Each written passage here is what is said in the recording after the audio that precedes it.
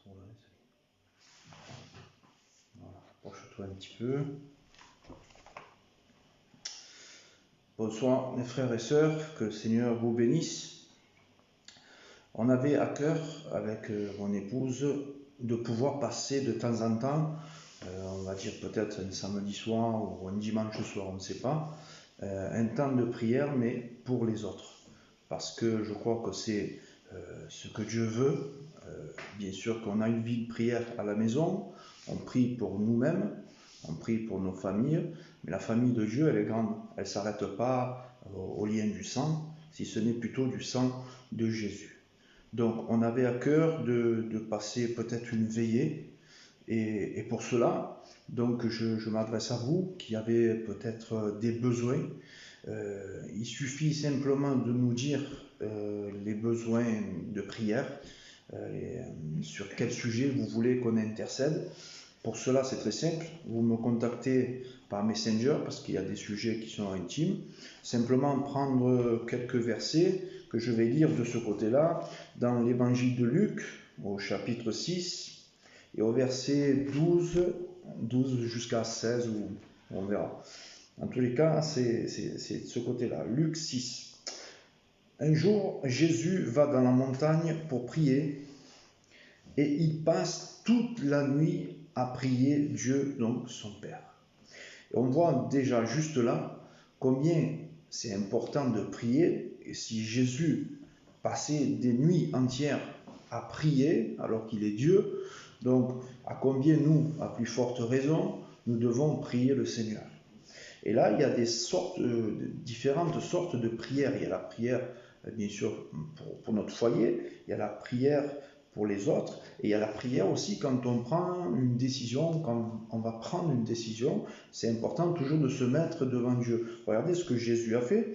Donc un jour, Jésus va dans la montagne pour prier, il passe toute la nuit à prier Dieu, et ensuite, quand il fait jour, il appelle ses disciples, et parmi eux, il en choisit 12, et il leur donne le nom d'apôtres, et il cite le nom des apôtres.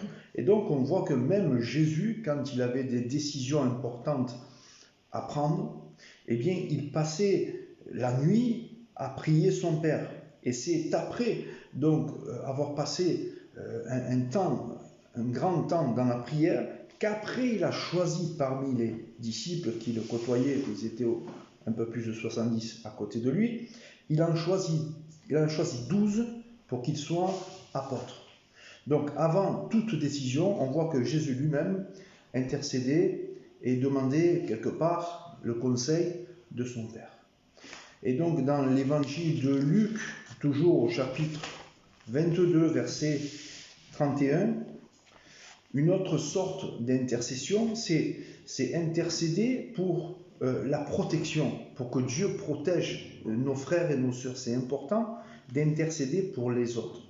Donc Luc 22 et verset 31, Jésus dit à Simon-Pierre, « Simon, Simon, écoute, Satan a demandé de pouvoir vous secouer secouer tout comme on secoue le grain dans un vent pour le séparer de la paille. Mais moi, j'ai prié pour toi. J'ai demandé que tu ne perdes pas la foi. » Donc on voit que Jésus priait bien sûr pour ses disciples, et combien nous aussi, on doit prier pour chacun d'entre nous, parce qu'on a un ennemi commun, c'est le diable. Et le diable veut nous faire du mal. Et Jésus dit, mais moi j'ai prié pour toi, et j'ai demandé, donc à son Père, j'ai demandé que tu ne perdes pas la foi. Ça peut être aussi une prière qu'on peut faire chacun d'entre nous, prier pour nos frères et sœurs qui ne défaillent pas dans la foi.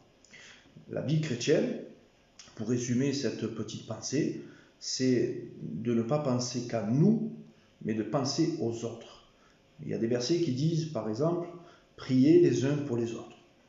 On voit même Jésus, quand il est sur la croix, en train de faire une prière, c'est, je pense, la plus belle des prières. « Père, pardonne-leur, car ils ne savent pas ce qu'ils font. » Il est en train de mourir à la croix, il est à l'agonie, et même là, dans ces moments-là, il ne prie pas pour lui, il intercède auprès de son Père pour les gens coupables. Alors, qu'importe les sujets de prière, je crois que c'est important, et surtout dans les temps qu'on vit, de prier réellement les uns pour les autres, de ne pas penser qu'à nous, qu'à la prière du matin, vous savez, hein, Seigneur bénis-moi, Seigneur bénis-moi. Et je pense qu'avoir le regard sur ses frères et sœurs, avoir le regard sur les autres, prier pour les autres, c'est important. Donc voilà, donc avec mon épouse, on a à cœur de le faire, certainement les samedis soirs ou dimanche soir, selon le temps qu'on a.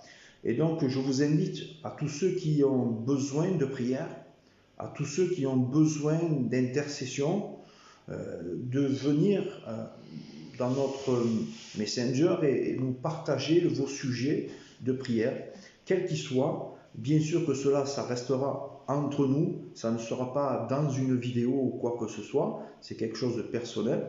Donc nous, on va le faire à partir de ce soir. J'ai déjà quelques sujets de prière, mais n'hésitez pas, si vous en avez vous aussi, à venir nous les déposer sur notre Messenger.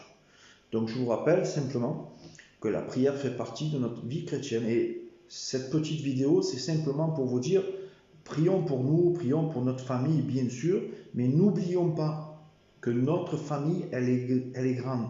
Elle est peut-être plus grande que ce qu'on pense nous. La famille, c'est pas simplement la tata, le tonton, le cousin, et ceci et cela. Bien sûr, ils font partie de la famille, mais n'oublions pas la famille de Christ.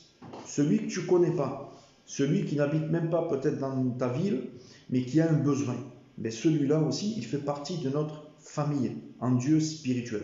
Donc pensons à ceux qui traversent des difficultés et n'hésitez pas à laisser des commentaires ou venir en PV pour nous donner des sujets de prière. À partir de ce soir ou demain soir, avec mon épouse, on va passer une sorte de veillée de prière. Voilà. Alors que le Seigneur vous encourage, vous bénisse et priez pour nous aussi, puisque Dieu nous demande de prier les uns pour les autres. Alors que le Seigneur vous bénisse. Amen.